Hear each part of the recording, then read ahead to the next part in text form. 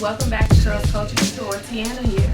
And it's Jonna. On today's episode, I want to talk really quick about a trend in the natural hair community, and that is the tapered cut. We notice a lot of very, very well-known, very popular YouTube bloggers who are known for their long hair actually getting their hair cut. We have people like African Export, Nikki May, Miss Dante, all who are known for their really, really long, beautiful natural hair, who are trading in the long tresses for taper cut. And I gotta say, I really do love this trend because it's not really about long hair. Long hair does not mean healthy hair. I think it's cool too. The long hair, sometimes it gets old, sometimes you want to change it up. And with long hair, you're not limited, but you are limited, because if you want to have that taper cut or have a shorter look, it's kind of hard to pull that off. A lot of people in the YouTube community and abroad, they feel like these people, such as Jonna, because her hair is gorgeous and long, and some people feel like if she cut her hair, if they cut their hair, that they are really doing a disservice to the natural hair community. And I really don't think that is the case, because it's going to grow back. Change is always good, so I'm all for it. I would cut mine if I wasn't trying to grow it. I think what ends up happening is everybody wants the beautiful long straight hair, so then you say, okay, I'm going to go natural, I'm going to embrace my natural hair, but then you're on the next crutch of what you feel like is beautiful, and that's the long hair. So you're on this journey for growing your hair, growing your hair, growing your hair. Some women won't even trim their hair, they won't even get trims, which you need to do to make sure your hair is healthy, because you don't want to lose any of the length, and you're sacrificing the health of your hair because you want length. So I think it's really kudos to them for, you know, jumping out there and cutting their hair and doing what they want to do, not being sort of boxed into that standard of beauty. I think people need to realize that, you know, when we come on YouTube as bloggers, natural hair bloggers, most of them are sharing their own personal journey, and so you're just privy to that person's personal journey.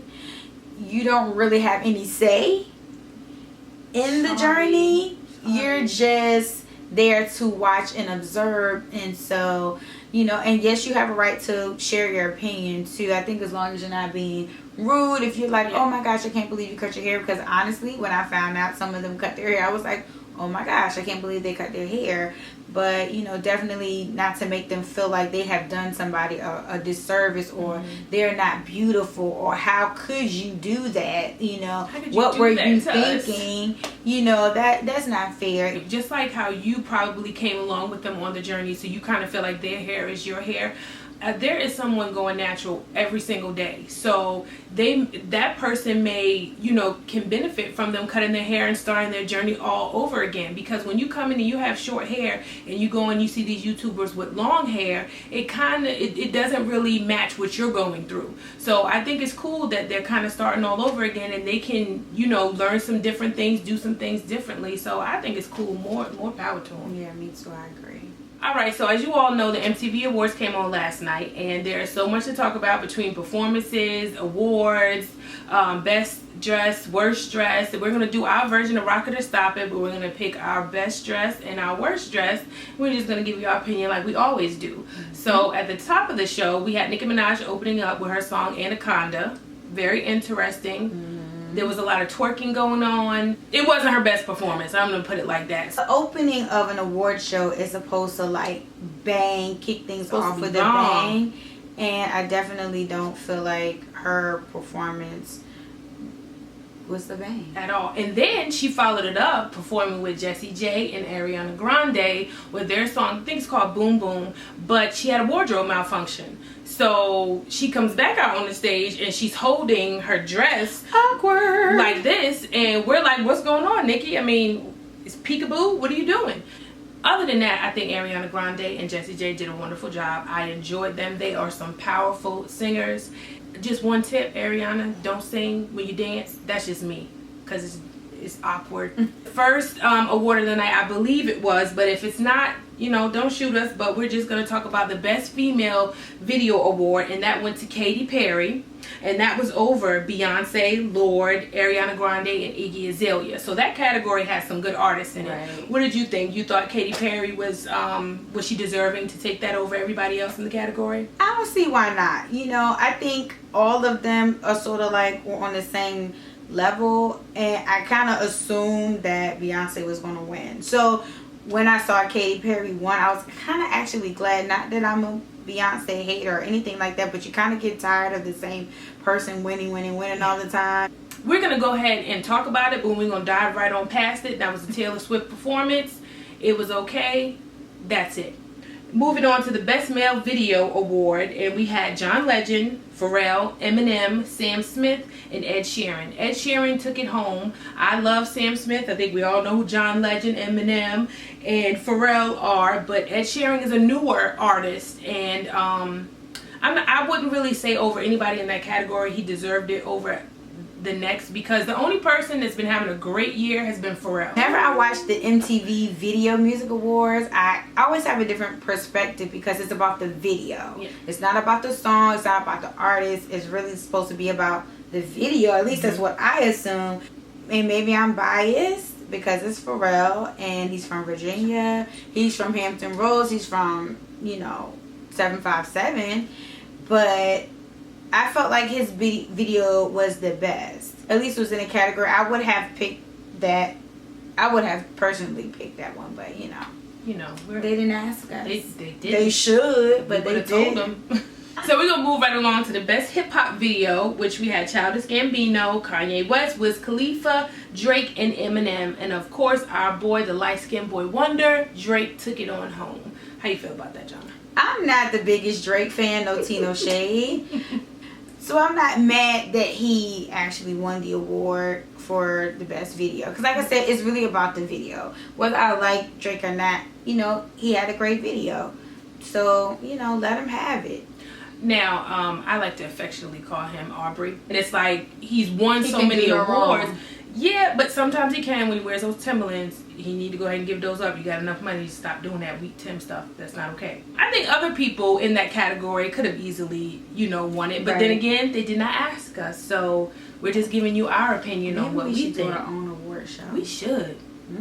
Curls Culture Couture, first annual award show. Moving right along to the Usher and Nicki Minaj performance. I love me some Usher. I really do, but I really feel like it's time, and it's not because Usher's not like up there. But it's time for him to sit down.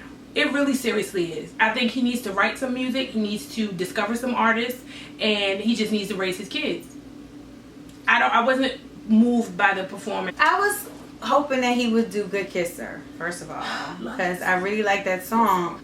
For me, it seems like Usher never really does that well at award show performances. This is true. I've seen him live in concert. He was on a great concert, and it's like when I see him on award shows, I'm always like, Usher, wait, what We need to let him know. We don't want no mediocre. We don't want no. You're too mature at this point in your career to do the Chris Brown type of performance where you're dancing all over the stage. Him and Beyonce are around the same age, and Beyonce is still doing her thing, but I just feel like... Well, we all know Usher is not... He didn't keep up with This is true. Like Beyonce has just kept progressing and changing and doing different things. I think he needs to just he needs to get his heart broken again.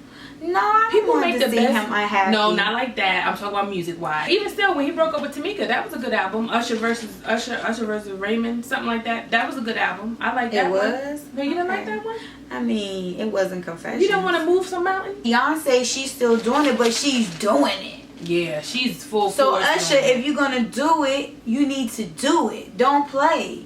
And if you can't keep doing it, then you need to stop. Have a seat. Have several if one is not comfortable. So on to the Iggy Azalea and Rita Ora performance of Black Widow. I kind of feel the same way I did about Nicki's performance. It was kind of like overly sexy. There was a lot of stage gyrating. It was like they could have cut to commercial. I mean, it was okay, but it wasn't like, oh, did you see that Iggy Azalea performance? Not for me anyway. So words. No words. Then we have Maroon 5. Who does not like to see Adam Levine perform? Of course. Come on now, that goes without saying. Loved it. Video of the year, which was between Sia, which I love chandeliers, Pharrell, Miley Cyrus, Beyonce, and Iggy Azalea. Miley Cyrus took it home for Wrecking Ball. I haven't seen all the videos from everybody that was in the category. So it's kind of hard to say like she deserved it over anybody else. Did have, I don't know if he was a runaway or homeless, but he did mention both. Believe his name was Jesse. She did let him come up there and accept the award, which I thought that part was absolutely genuine, but I really was not feeling how Miley kind of still made the moment about her. I'm not sure if she was trying to make up for what happened last year's VMAs or if she was truly genuine. If you guys watched it, I know you saw this. Well, really? She is an actress. But all of that though, seriously? You have all of these kids who are looking up to all of these celebrities. There's millions of dollars sitting in the VMAs. And you have all these kids who are on the street homeless. And I totally thought that was a great message. I just want to know, how did she know she was going to be able to share it? If she didn't know she was going to win. Either way, I don't think it would have been a lose-lose for Jesse. I think that was a great experience for him. So either way, he was probably happy. I mean, as long as Kanye didn't come out and snatch the mic away from him, it was good. 'Cause that would have just been messed up if he would have just came out and been like, Beyonce had the best video of the year. Don't take it from Jesse, the homeless kid. Speaking of Beyonce, Lady of the Night, Vanguard Award, Michael Jackson Vanguard Award. And last night's performance to me was good. I liked it. I thought it was so cute that that Blue Ivy and Jay came up and presented her with the award. It was very heartfelt, and I enjoyed it. I truly enjoyed it. What did you think about the performance? I did. I thought it was really good. I like that she did the medley and everything. I felt like her Super Bowl performance was way better. Me personally, what was better than the performance was that Couture Tom Ford jumpsuit she had on. She could have just stood there and sang Mary Had a Little Lamb. Mary Had a Little Lamb. I would have been like, yeah. It clearly was fit to her by the centimeter. And I just thought that was fabulous. Speaking of things that were ill-fitting, that's going to bring us into our Rock It or Stop It segment. Ill-fitting. Taylor Swift. Onesie. What in the... Stop it. Is going to be Demi Lovato. And she was rocking out in this red number. And I think red, to me, on pale skin, red could be something so sexy. But if you have an ill-fitting dress on, or if your body is not made for the dress and vice versa, then you can have the Demi Lovato syndrome with the with the cleavage and then the slit. Amber Rose. What in God's creation was she thinking? Okay, so here's my thought on Amber Rose. I think that if you're gonna applaud Rihanna, then you can't knock Amber Rose.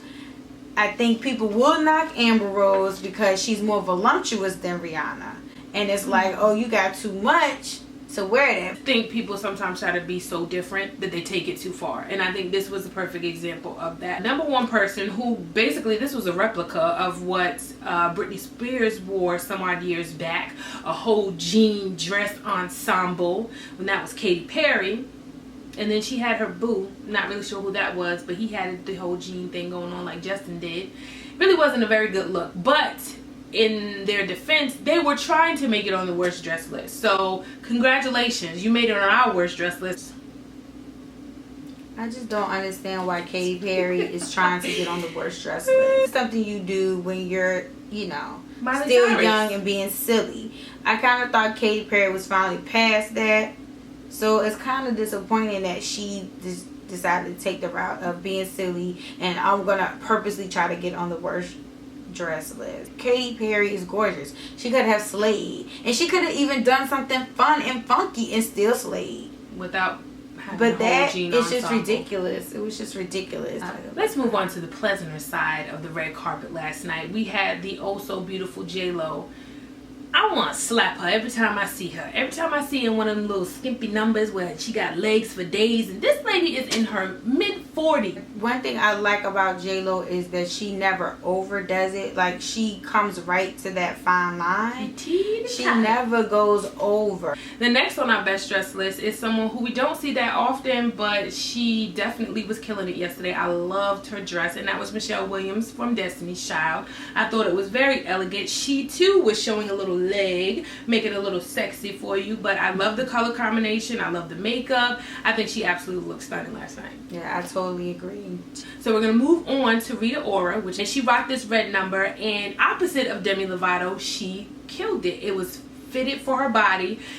She went a little higher up and showed a little thigh situation, but she's young. The dress looked amazing on her. Face looked good. Red lipstick. I mean, I liked the look. I thought it was clean. I thought it was sexy, and I think she pulled it off. I'm topping our best dress list, and I thought it would be very deserving of us to put Beyonce on the top.